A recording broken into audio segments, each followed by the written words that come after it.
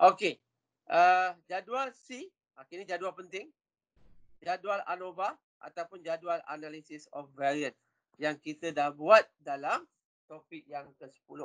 Ini jadual ANOVA. Awak dah kira SSR, SST, F dan sebagainya.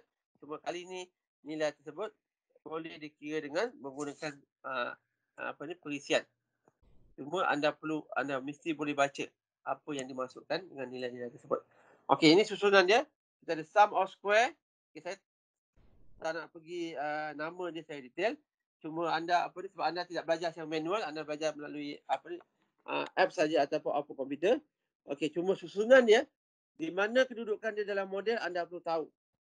Okay, contohnya kat sini kalau lihat dalam jadual ANOVA ni, analisis variant ni, ini jadual susunan yang sama dengan jadual ANOVA dalam topik yang ke-10, analisis of variant. Okey, yang pertama untuk barisan regression ni, sum of square ini ialah SSR, iaitu hasil tambah kuasa 2, hasil tambah kuasa 2 regresi. Nilai dia diberi kat sini 11. Besarkan sikit 1149.5 1149.5.524. Itu nilai SSR. Yang di bawah ialah nilai bagi SSE kat sini. Hasil tambah kuasa 2 galat. Itu nilai SSE.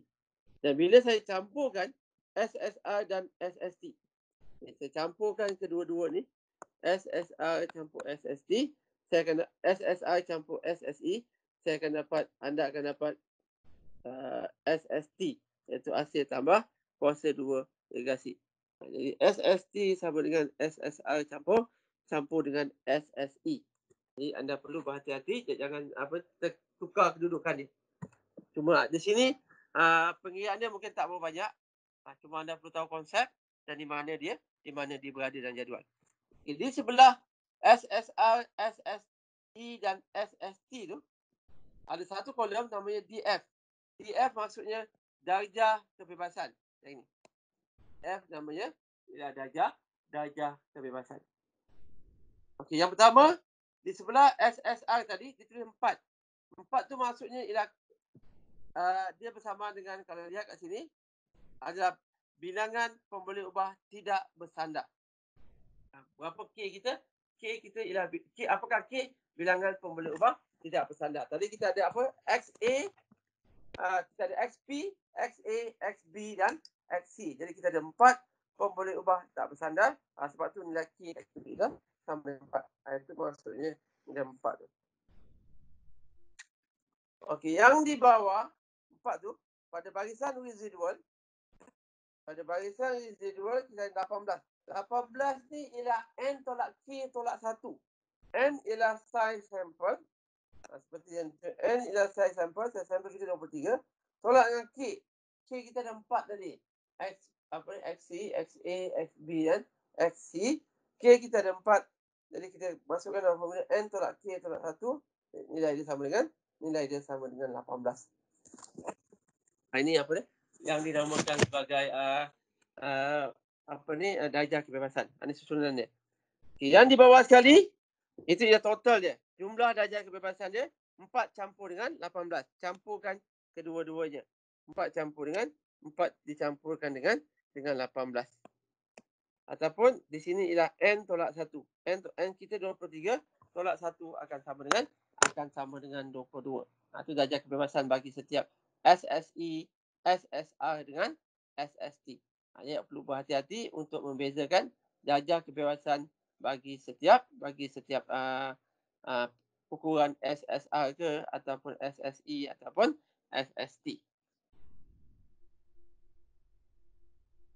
Okeylah.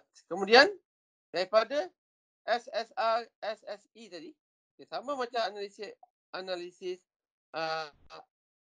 variant, analisis ANOVA. Dia mirip sikit pada analisis ANOVA ni. Kita boleh dapatkan apa yang dinamakan sebagai MSR dan MSE. MSR ialah min kuasa 2 bagi regresi. And MSE ialah min kuasa 2 bagi galat yang di bawah ni. Okey, bahagian MSR ni, min kuasa 2 regresi. Macam mana nak dapatkan dia? Dia ialah SSR ni 114.524 bagi dengan 4. Anda akan dapat 287.381. Begitu juga MSE yang di bawah tu, min kuasa 2 bagi alat, iaitu residual 46.405 bagi dengan darjah kebebasan yang di sebelah tadi, sama dengan 8. Nilai MSE dia ialah 2.578. Dan jika saya ambil nisbah MSR bahagi dengan MSE, seperti yang ditunjukkan ni, MSR bahagi dengan MSE, dia memberi ukuran yang sangat penting dalam model. Macam ujian F, dia masih gunakan ujian F, sama macam analisis varian dalam topik yang ke-10. Dia memang boleh katakan ujian yang sama, cuma kali ini untuk pemberi ubah X, Y dengan beberapa X. Okey, macam mana dapat nilai F111.473 ni? Okey, ini dinamakan statistik F.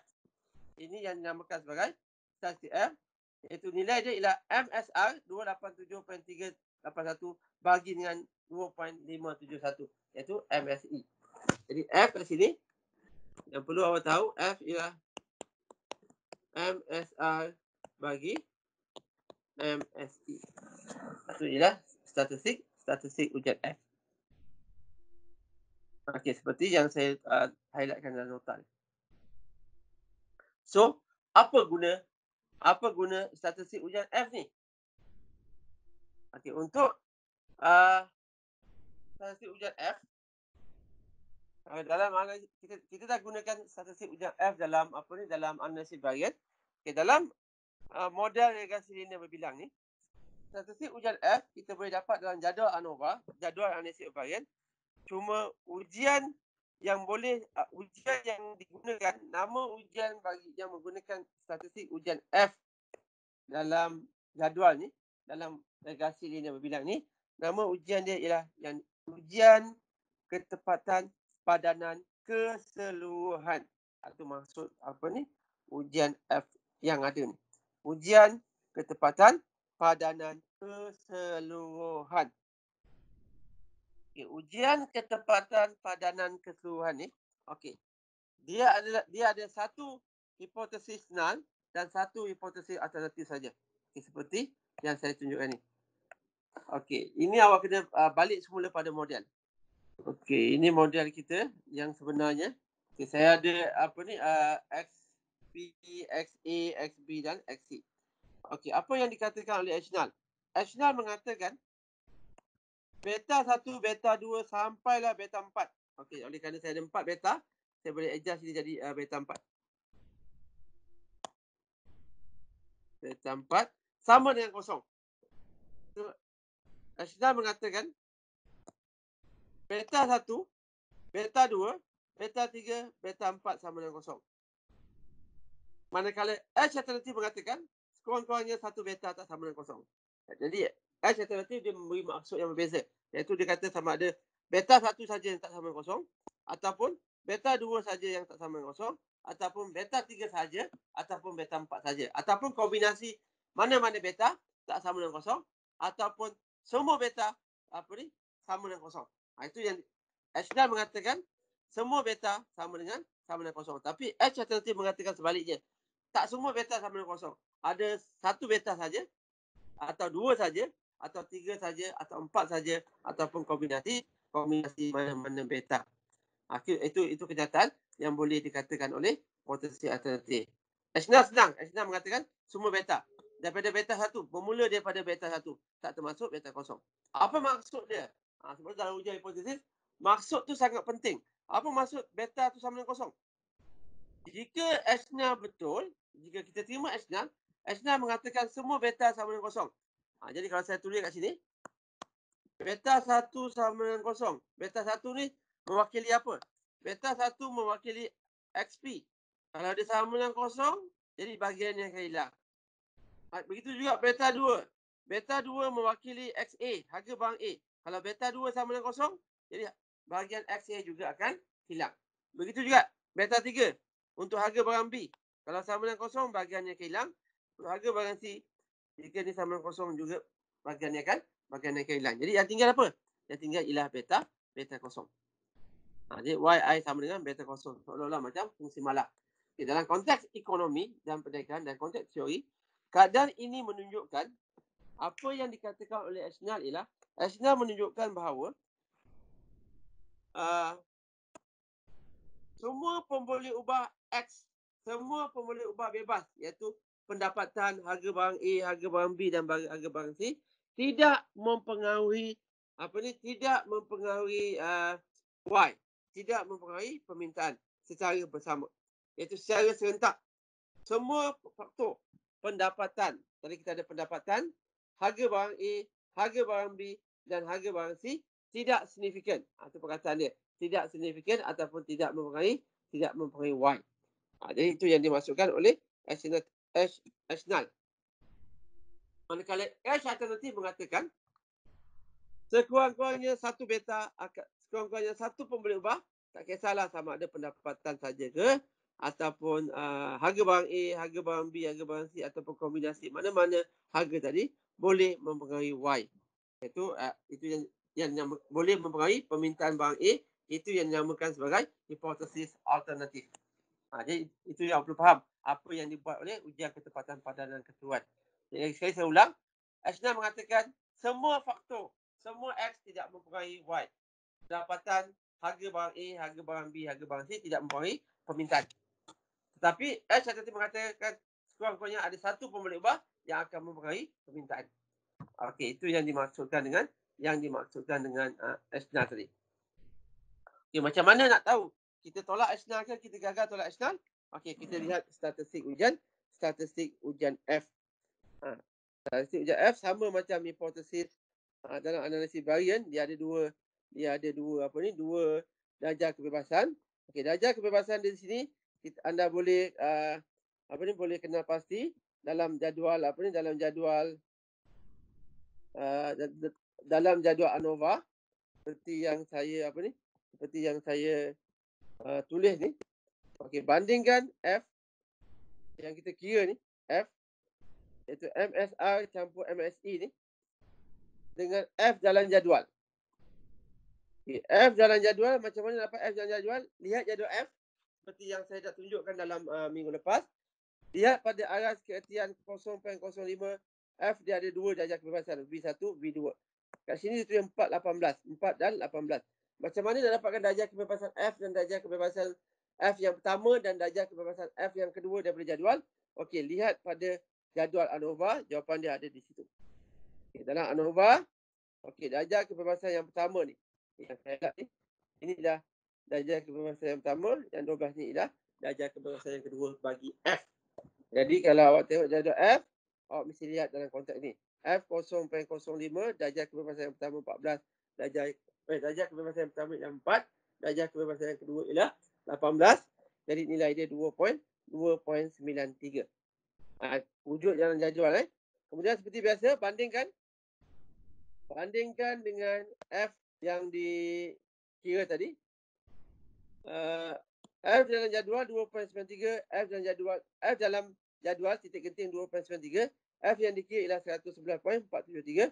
F yang dikira lebih besar daripada F jadual, jadi keputusan dia Esnal ditolak. Okay, apa kesimpulan dia? Bila Esnal ditolak, lihat balik. Esnal ditolak bermaksud hipotesis alternatif dia betul. Kesimpulannya, dia kata apa? H alternatif berkata apa? Sekurang-kurangnya satu pembeli ubah mempengaruhi permintaan barang A. Iaitu kalau kita ada kita boleh buat kesimpulan pada aras keertian 5% tadi, sekurang-kurangnya ada satu pembeli ubah akan mempengaruhi permintaan tadi. Ataupun dalam seperti teks yang saya tulis ni, dia ada banyak cara untuk tulis. Satu cara awak just ikut teks yang saya tulis ni. Seperti yang saya tulis, iaitu pada aras keertian 5%, semua pembeli ubah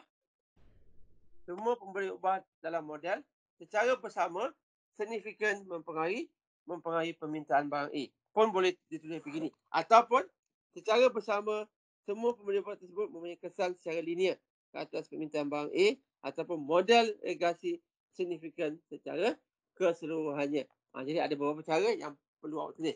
awak kena tulis salah satu daripada cara tersebut untuk menterjemahkan ujian F tadi. Okey, ni agak dia agak complicated sikit. Jadi perlu berhati-hati bila melihat statistik F dengan membandingkan dia dan juga apabila membuat kesimpulan. Jadi ini contoh ayat dia. Okey. Dalam jadual ni, dalam jadual ANOVA ni ada satu lagi perkara yang saya nak. Yes. Untuk ini kita tak payah letak paras. Sorry, pada kertian 5%. Perlu. Okey. Dalam ayat ni ada tak? Tak ada. Okey. Terima kasih sebab tadi perlu letak juga. Okey, tertinggal ni. Okey, jadi terima kasih kepada yang bertanya. Berapa aras kertian tadi? Okey, aras kertian 5% kan? Jadi kita tulis juga pada aras kertian 5%. Bergantung pada soalan. Kalau 10% pada aras kertian 10%, dan awak follow ayat ni. Tapi ayat ni dia ada bagi beberapa pilihan. Jadi awak boleh tulis pada aras kertian 5%, semua pun boleh ubah dalam model secara bersama signifikan mempengaruhi permintaan barang A, atau yang kedua, ataupun awak boleh tulis pada aras kertian 5%, secara bersama semua pun boleh ubah secara bersama mempunyai kesan secara linear atas permintaan barang A, atau awak boleh tulis pada aras kertian 5% model regresi signifikan secara keseluruhan. Jadi itu ada sebenarnya ada 4-5 lagi cara nak buat ujian hipotesis ni. Kita nak beri gambaran untuk kita tulis kesimpulan dia. Jadi awak boleh pilih salah satu saja. Jadi aras kertian tu mesti disebut. Okey, ini apa yang saya sebut ni ialah kita buat perbandingan F yang dikira dengan F dalam jadual. F dalam jadual kat sini dalam output ni maksudnya awak dah tak perlu kira cara intensif lagi, sebab kebanyakan dia dah ada dalam output komputer dalam jadual ANOVA. Cuma anda perlu tahu dia punya susunan dia macam mana. Susunan dia kena betul. Okey, selain daripada F tu, kalau kita gunakan output ni, yang ini hanya berlaku kalau kita gunakan output. Kalau anda gunakan output komputer, gunakan F ni, di sebelah F, kalau awak lihat kat situ, dia ada satu nilai satu perkataan SIG yang saya bulatkan warna merah ni. Okay. SIG ni ialah significant level, aras kertian yang lain, iaitu ataupun dia juga dikenali sebagai kalau saya highlight, saya tulis ni, dia juga dikenali sebagai nilai P. Okey. Ini nilai P ni dalam topik yang ke-8 kita ada belajar secara tak langsung untuk Z. Tapi kita tak kira nilai P untuk T, chi-square dan F. Tetapi kalau gunakan apps, gunakan komputer, nilai P ni untuk semua ujian hipotesis akan diberi. Jadi dia memudahkan. Okey, jika nilai P ni ada, anda boleh gunakan nilai P ni untuk membentuk, untuk membuat keputusan. Keputusan dia akan sama. Apa yang anda nak buat? Untuk semua jenis ujian, satu hujung ke, dua hujung ke, ujian F ke, ujian T ke, ujian chi-square ke, ujian F dan ujian-ujian yang lain, apa yang anda perlu buat ialah bandingkan, saya sebut ya, bandingkan nilai P ni, nilai P 0.00 ni, nilai P 0 dengan aras kertian. Ni. Bandingkan nilai P dengan aras kertian. Macam mana kita nak buat keputusan? Tolak H0 akan ditolak jika P lebih kecil daripada aras kertian. Sebab tu kena bandingkan. Tengok yang mana lebih kecil antara P dengan aras kertian. Kalau P lebih kecil, keputusan dia tolak H0.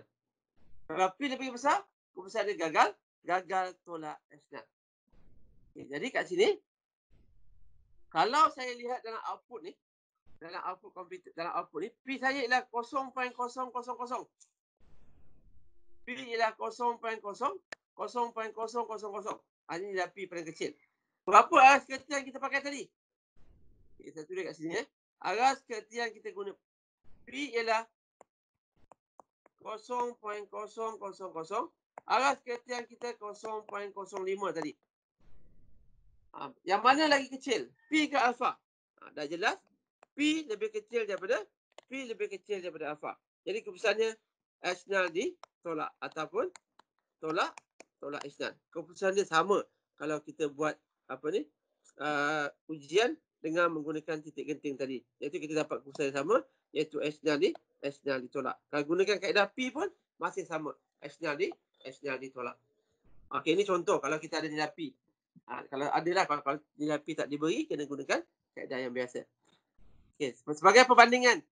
Katalah saya kira P saya. Okay, contoh saya bagi contoh yang lain. Katalah saya dapat P saya 0.075. Saya gunakan contoh. Aras kertian saya 0.10. P 0.075. Alfa 0.1. Bila kita buat perbandingan, kena bandingkan. P kita lebih kecil daripada alfa. Jadi keputusan kita tolak S0. Sebab jika P lebih kecil daripada alfa, kita akan tolak S0. Okay, kemudian saya nak ubah alfa ni. Jadi 0.01. Saya nak ubah alfa ni jadi 0.01.